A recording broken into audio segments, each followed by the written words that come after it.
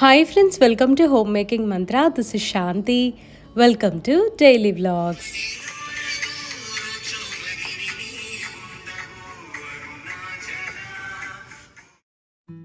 ఇవాళ హౌస్ వైఫ్స్కి సంబంధించి ఒక మంచి విషయం షేర్ చేద్దాము అని అనుకుంటున్నా. లాంగ్ బ్యాక్ మన వ్యూవర్ సౌమ్య గారు నాకు ఇన్స్టాలో మెసేజ్ చేశారు. ఒక దాని గురించి షేర్ చేసి ఈ టాపిక్ని మీ ద్వారా అందరికీ తెలియచేయండి, చాలామంది కూడా హెల్ప్ఫుల్గా ఉంటుంది అని చెప్పారనమాట. సో ఇప్పుడు అదేంటో చెప్తాను. ఫైనాన్సెస్ ఇంట్లో మేనేజ్ చేసుకోవటం అనేది కొంతమందికి ఈజీగా ఉంటుంది, కొంతమందికి చాలా పెద్ద టాస్క్ లాగా ఉంటుంది. అవేంటంటే మనకు వచ్చే సంపాదన బట్టి, ఖర్చులను బట్టి రకరకాలుగా ఉంటూ ఉంటుంది కదా. అయితే ఎంతో కొంత మన హౌస్ వైఫ్స్గా కొంచెం డబ్బులు పక్కన పెట్టుకోవడానికి ట్రై చేస్తూ ఉంటాము. యాక్చువల్గా ఇప్పుడేంటంటే హస్బెండ్స్ దగ్గర లిబర్టీ పెరిగి మనం కావాలి అని స్వతంత్రంగా అడిగి తీసుకునే ఇది వచ్చేసింది మనకి. ఆ లిబర్టీ గెయిన్ చేసుకున్నాము. కానీ ఒక టైంలో అలా అడగలేకపోయేవారు చాలామంది. మేబీ పరిస్థితుల వలనో వాళ్ళకి భయం ఉండో సంథింగ్ ఉంటుంది కదా. సౌమ్య గారి ఏజ్ అరౌండ్ 50 years ఉంటుంది. సో తన ఎక్స్పీరియన్స్ని బట్టి ఒక విషయం చెప్పారు నాతోటి. పేరెంట్స్ ఎప్పుడైనా సరే అండి పిల్లల భవిష్యత్తు గురించి ఆలోచిస్తూ ఉంటారు. కొంతమంది ఎడ్యుకేషన్ మీద ఇన్వెస్ట్ చేస్తారు, కొంతమంది ఏమో ఏమన్నా ల్యాండ్స్ అంటే లైక్ ప్రాపర్టీస్ మీద ఇన్వెస్ట్ చేసేస్తూ ఉంటారు. సో ఈదర్ వేస్ ఏది చేసినా సరే ఎట్ ద ఎండ్ మన బ్యాంక్లో నుంచి అయితే వెళ్ళిపోతాయి కదా. పిల్లలు పెద్ద అయిన తర్వాత వాళ్ళ పరిస్థితులను బట్టి మనల్ని చూడొచ్చు, చూడకపోవచ్చు. సో ఫస్ట్ నుంచే మనం చిన్న చిన్న అమౌంట్స్ అక్యుములేట్ చేసుకుంటా వెళ్తే at the end old age వచ్చేసరికి మన చేతుల్లో లంసమ్ అమౌంట్ అయితే ఉంటుంది. సో ఈ విషయం మీరు అందరితో షేర్ చేయండి అని చెప్పి నాకు సజెస్ట్ చేశారు. అంటే మనము నెల నెల అట్లీస్ట్ 1000 రూపాయలు దాచుకున్నా సరే by the end of the year 12,000 అవుతాయి. అది కొన్ని సంవత్సరాలకి, అంటే సే లైక్ 30 years పెట్టుకున్నాం అనుకోండి, కొంచెం మరీ ఎక్కువ అమౌంట్ రాకపోయినా సరే ఒక 3 to 4 lakhs అయితే మనం సేవ్ చేసిన దాన్ని బట్టి అక్యుములేట్ చేసుకోవచ్చు. మినిమం అమౌంట్ అని చెప్పి ఏమొస్తేలే తర్వాత అప్పుడు ఎలా ఉంటుందో అని అనుకుంటాం, కానీ సిచ్యువేషన్ కొన్నిసార్లు ఏంటంటే అవే మనకి లైక్ యాడ్ ఆన్ లాగా ఉంటుందన్నమాట.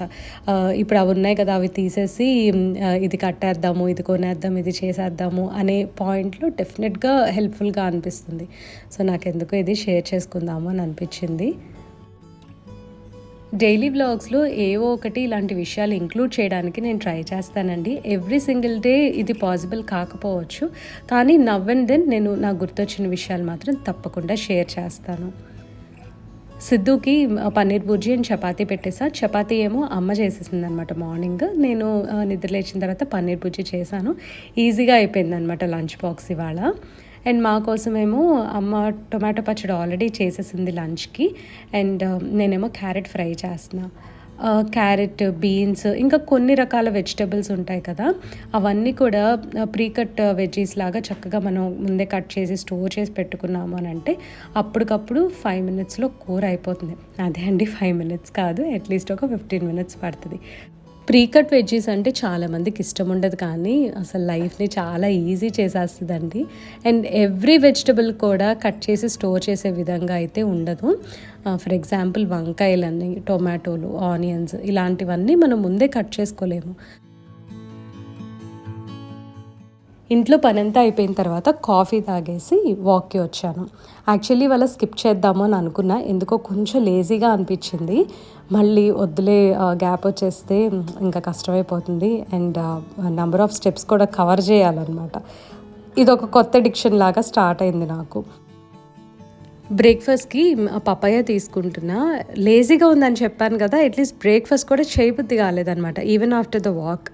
సరే ఇంకా పపాయ కట్ చేసి ఉంటే అది తినేసి ఒక బనానా తిన్నాను. మొన్న గ్రోసరీస్ తెచ్చినప్పుడు ధనియా పౌడర్, జీరా పౌడర్ అండ్ మేతి పౌడర్ అవన్నీ తీసుకొచ్చా.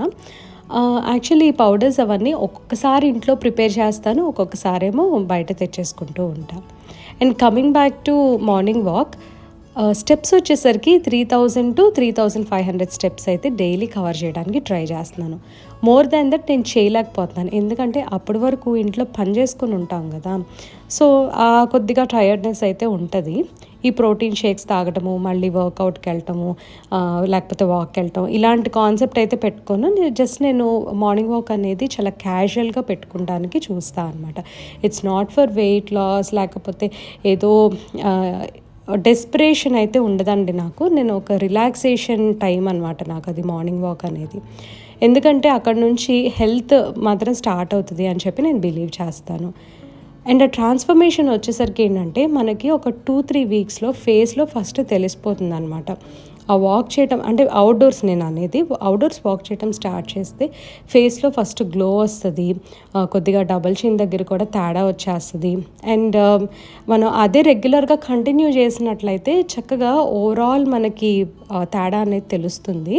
బట్ నాకున్న స్కెడ్యూల్కి ఏంటంటే ప్రతిరోజు అలా 365 డేస్ వాకింగ్కి వెళ్ళాలంటే అవ్వదు. ఇక్కడ ఒకటి చూపిస్తానండి మీకు. ఈ డ్రావర్లో సిలికా జెల్ ప్యాకెట్స్ పెట్టాను. ఇది ఎందుకంటే మాయిశ్చర్ని అబ్జర్వ్ చేసుకుంటుంది. ఈ డ్రావర్ వచ్చేసరికి combination of steel and wood కదా. సో ఏదన్నా చేతుల నుండి కొద్దిగా నీళ్లు పడ్డా, స్పూన్ సరిగ్గా ఆరకుండా మనం లోపల పెట్టేసినా సరే అదంతా కూడా ఒకలాంటి ముక్క వాసన వచ్చేస్తూ ఉంటుంది. ఏదో బూజు వాసన అట్లా అంటారు. అది అవాయిడ్ చేయడానికి అని చెప్పి ఇట్లా సిలికా జెల్ ప్యాకెట్స్ ఉంటాయి కదా, అవి అక్కడక్కడ డ్రావర్స్లో పెట్టినట్లయితే స్మెల్ అనేది అసలు ఉండదన్నమాట. నేను రీసెంట్గా ఇది నా ఓన్ ఐడియా తోటి నేను పెట్టడం స్టార్ట్ చేశాను. And I really noticed the difference అనమాట.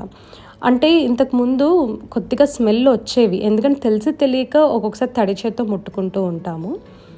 సో ఇవి పెట్టడం వలన నాకైతే చాలా యూస్ఫుల్గా అనిపించింది. అండ్ నేను ఆల్మోస్ట్ అన్ని డ్రావర్స్లో కూడా ఈ సిలికా జెల్ ప్యాకెట్స్ పెట్టాను.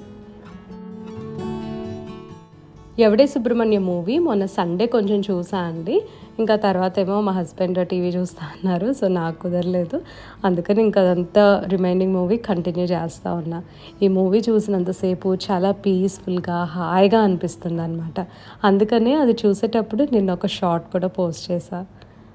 ఆ తర్వాత చల్లగా ఉందని చెప్పి ఆ టెర్రస్కి వెళ్దామని అనుకున్నా, కానీ ఒకసారి కిందకు వెళ్ళి మొక్కలు ఎలా ఉన్నాయో చూద్దామని అనుకున్నాను.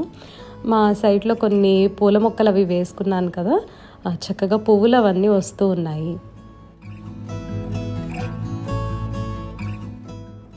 ఇంతకుముందు డెడికేటెడ్గా నేను ఒక రోజు పెట్టుకొని బెడ్షీట్స్ అన్నీ చేంజ్ చేసేసేదాన్ని. కానీ ఇప్పుడు ఏమవుతుందంటే వీక్లో నాకు ఎప్పుడు కుదిరితే అప్పుడు మారుస్తూ వస్తున్నాను. బికాజ్ ఆఫ్ వెదర్ అండి. మాకు ఈ సమ్మర్లో చాలా వరకు వర్షాలు పడుతూనే ఉన్నాయి. సో వెదర్ చూసుకుంటూ ఒక్కొక్కసారి వర్షం ఉంటే ఇంకా తర్వాత రోజు వేయటం అట్లా అయిపోతుంది. సరే ఈసారి నాకే విసుకొచ్చేసి ఇంకా వీకెండ్ ఏం చేయకూడదు అని చెప్పి అనుకున్నా. కానీ వీకెండ్ నైటే వర్షం పడింది. సో నెక్స్ట్ డే మళ్ళీ పొద్దున్నే వేద్దామా లేదా అని చెప్పి డౌట్ఫుల్గా అనిపించింది. ఎనీవే కొంచెం 9 o'clock అట్లా ఎండ్ వచ్చేసరికి మొత్తం బెడ్షీట్స్ అన్నీ వేసేసాను. అండ్ ఈవినింగ్ ఏమో మళ్ళీ ఎక్కడిదక్కడ సెట్ చేసేస్తున్నా. బెడ్షీట్ మార్చినప్పుడు ఎవ్రీ సింగిల్ టైం నేను కుషన్ కవర్స్ అయితే మార్చట్లేదు. ఇవి వచ్చేసరికి ఒక థీమ్ లాగా పెట్టుకుంటాను కదా, బ్లూ కలర్ లేదా గ్రీన్, ఓన్లీ వైట్ అలా పెడతాను కదా.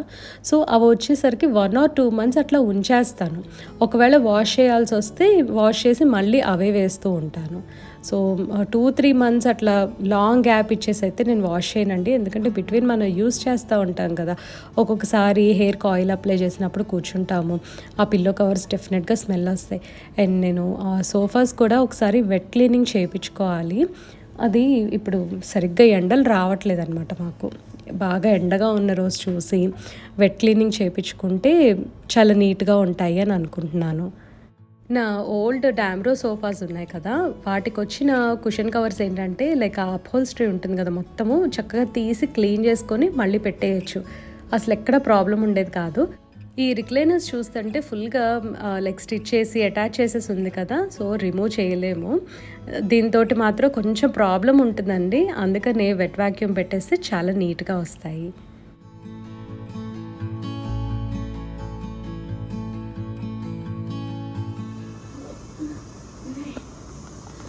ఇదేం సీరియల్ మా? మనసంతా నువ్వేనా? ఎప్పటి నుంచే ఇదా మధ్యలో ఆపేసి ఇదండి ఇవాళ వీడియో. మీకు అందరికీ నచ్చింది అనుకుంటున్నాను. నచ్చితే తప్పకుండా లైక్ చేయండి, కమెంట్ చేయండి, ఛానల్కి సబ్స్క్రైబ్ చేసుకోండి. Thank you for watching. Thank you for your time.